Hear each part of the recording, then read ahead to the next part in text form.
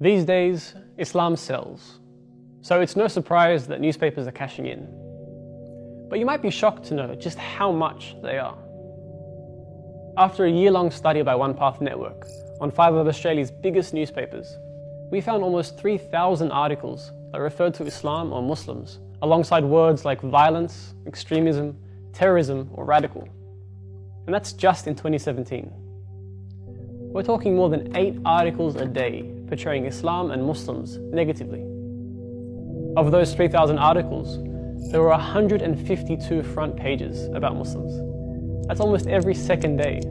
The Australian public really is being bombarded with negative coverage of Islam. Now, there's no doubt that we do need to talk about terrorism and violence, but we have to ask, were there really enough newsworthy stories to warrant a full 2-page newspaper spread talking about the perils and dangers of Islam every single day? Because that's exactly what's happening right now.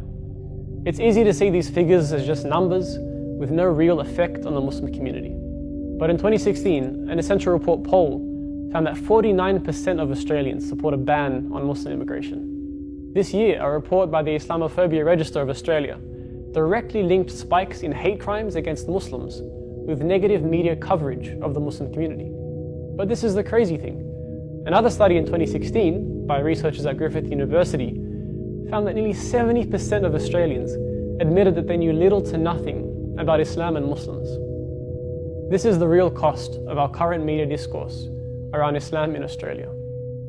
We know nothing about Muslims, but we hate them anyway.